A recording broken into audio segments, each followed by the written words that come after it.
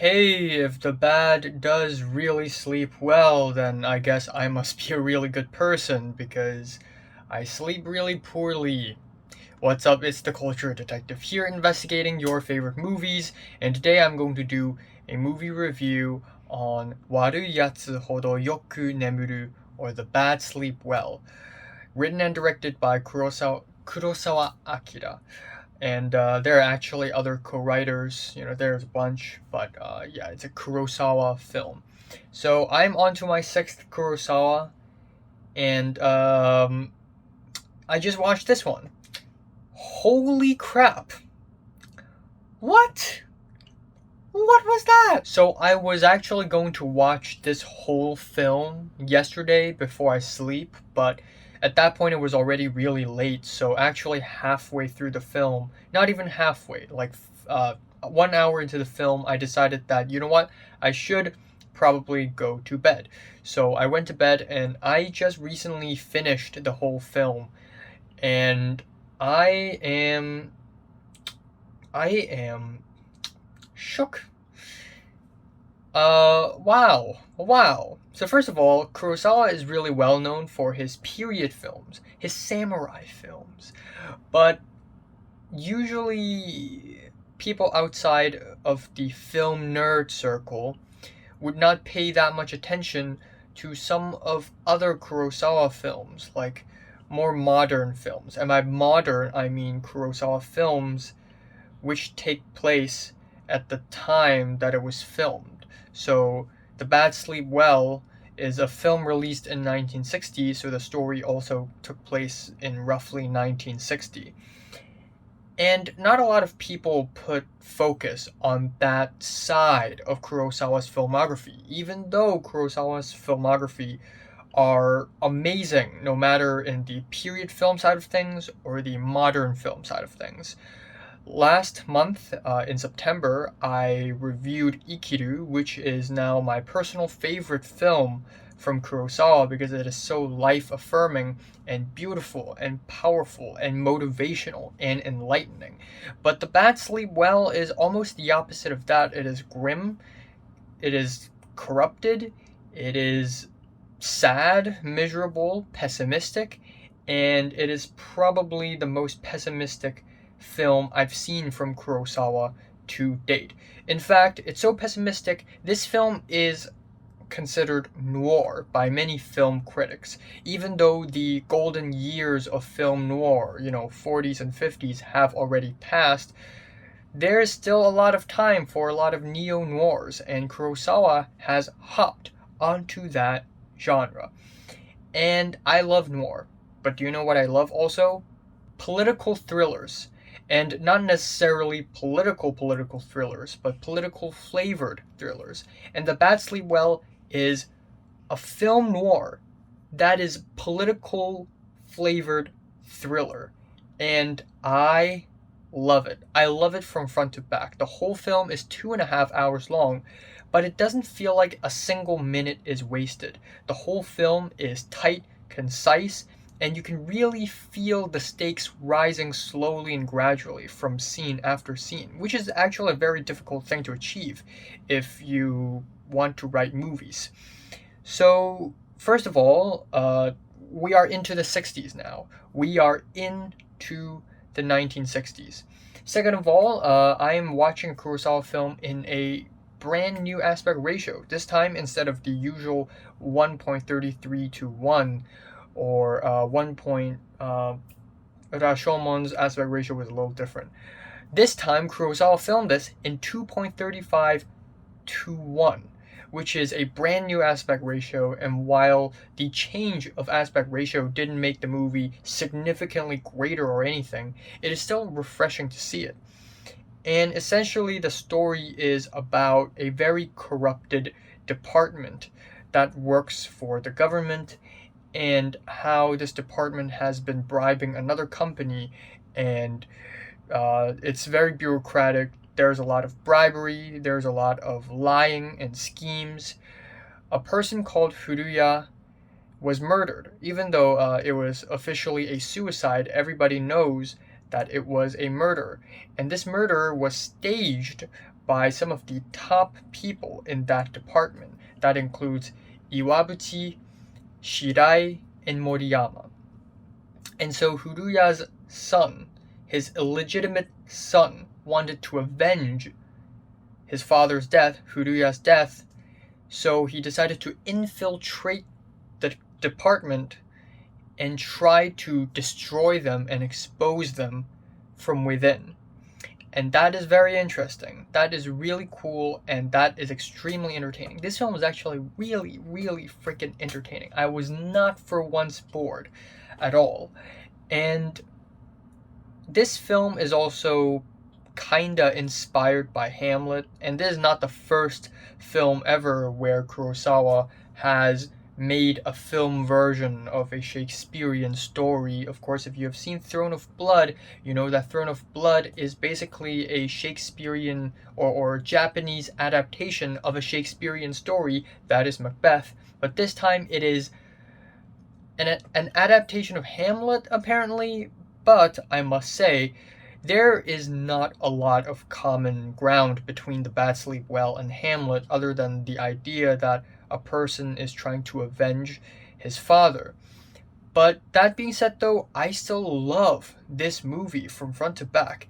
This is way more entertaining than I'd expected it to be. I don't know why, maybe it's because I've already seen a few film noirs last year, so I kinda get what film noirs go for, thus I enjoy this so much more than I'd expected.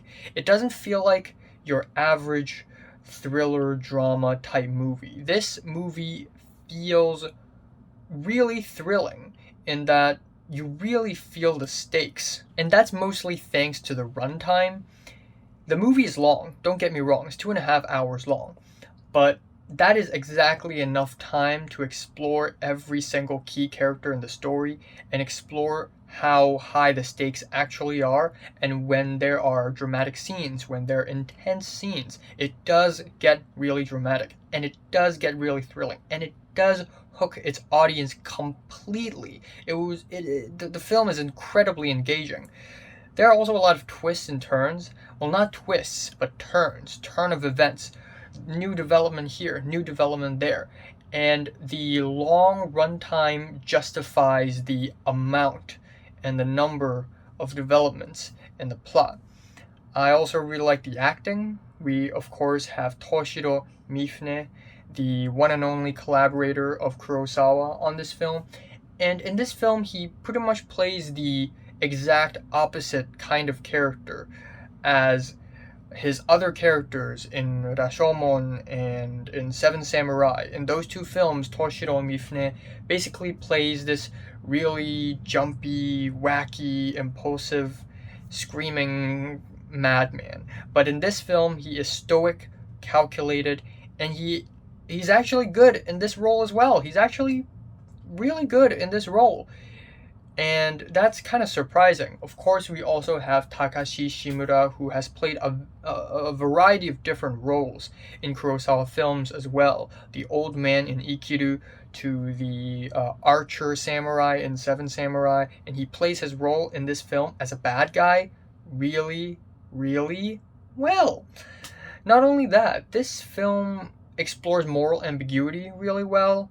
I've watched a fair share of film noirs last year, and in some of those films, my professor, because I watched those film noirs because it is part of a college course, and my professor was like, ooh, this film really, really explores moral ambiguity.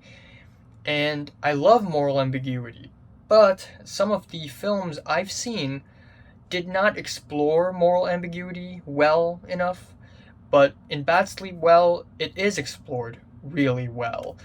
And again, that is thanks to the long runtime of the film. We have enough time to also see the private life of our main character, played by Toshiro Mifune, and see his own mental struggles, and that really establishes his moral ambiguity really well.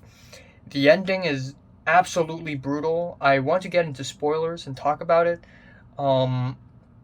I guess we'll do that at the very end of the review. Let's talk about the cinematography. As always, Kurosawa cinematography is stellar. It is amazing. It is very steady, the movement, the tracking, it is all perfection. I love the staging. A lot of the staging in this film is brilliant. You get multiple characters in one shot, but they're not in the same space. You would see a character in front, and that character would be taking a peek, and there would be a door, and there would be characters in the back inside of a room, and there's so many of those shots in this film, and it works really well because it builds tension, it builds suspense. Oh, what are they talking about? What's going on? Why is he eavesdropping? What is happening? How high are the stakes? You really feel the tension. You really feel the suspense, and I absolutely love it. I also really love steady cinematographies in general. Just cinematography that's more simple but has so much more nuance to it. It's just something that I really love. All right, let's talk about the ending. So our main character, Koichi Nishi, or the real name is Itakura. He died. He was murdered. At the very end, the huge, complex plan that he had made to overthrow this government department has failed. And he was murdered by the department. Of course, he was murdered by Iwabuchi, of course.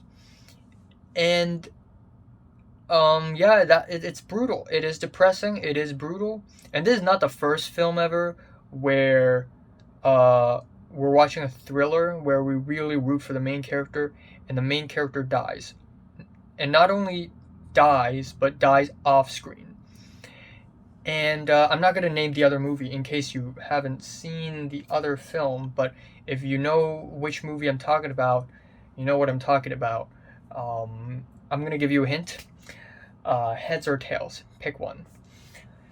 But yeah, I think this is a great ending for the film, even though I would really, really love to see our main character defeat this government department and win.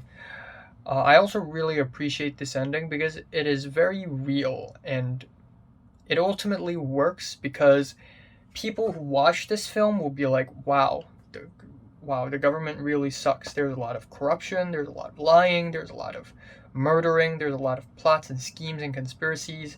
Wow, it really sucks. And if the main character wins, okay, happily ever after, end of story. But if the main character loses, this actually makes the audience feel even more of a motivation to keep a watch for corruption like this. And I don't know how powerful a film can be when it comes to changing like socio-political systems. Not a lot of films are able to achieve that, but at least this film tries to, and I really appreciate that.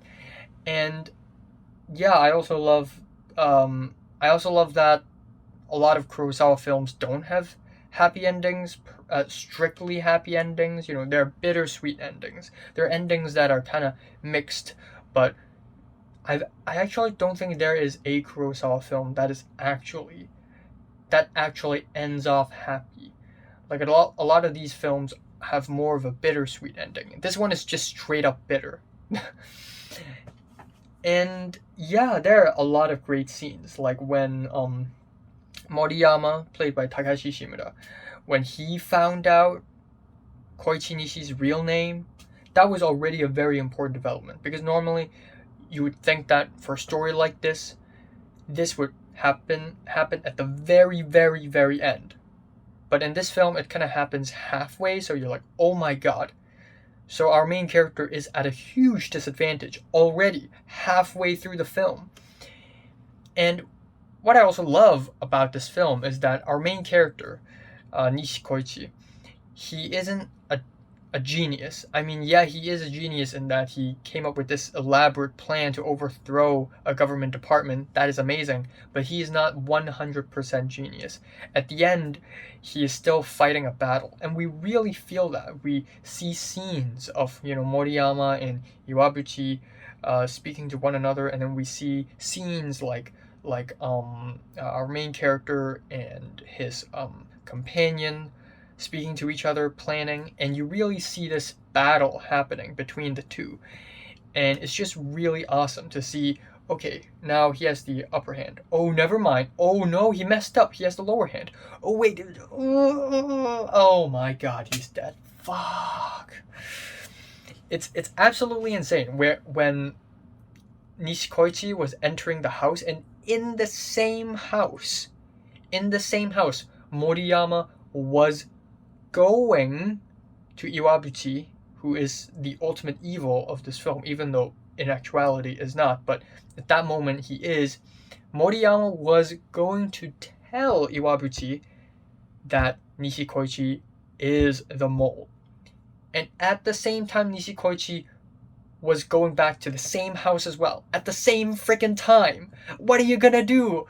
Turn around and run? What are you gonna do? And then there's the Wada running away. Wada is one of the people in that department as well, saved by Nishikoichi, and he got Iwabuchi's daughter, who is married to Nishikoichi, and by doing that, his daughter, the daughter character, accidentally knew the location, and now the daughter is tricked by Iwabuchi to tell him Nishikoichi's location. Thus, Nishikoichi is screwed. But he was so close. He was just so close to getting the evidence he needed.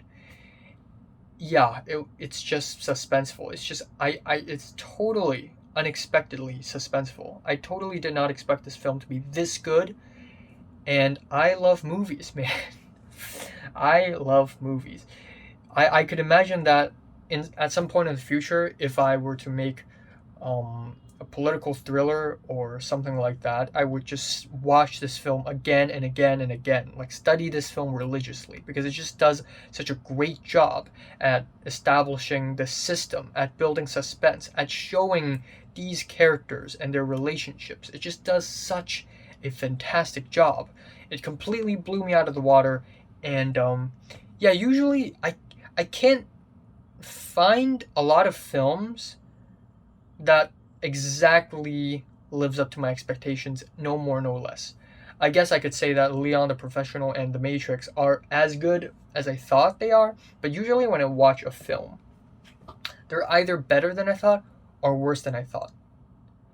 Usually I won't be able to predict how exactly they are in terms of quality. And so there are films that can disappoint me and underwhelm me, like Back to the Future, and then we have this one that is just surprisingly good. So, yeah, The Bad Sleep Well, 悪い奴ほどよく眠る. This is amazing. This is actually amazing. I wouldn't give it a 10, but it's close to a 10, to be honest. I'd say it's a decent 9. Strong 9 out of 10. So, have you watched The Bad Sleep Well? From 1 to 10, how much did you rate it? Like it, and subscribe if you want more. Thanks for watching.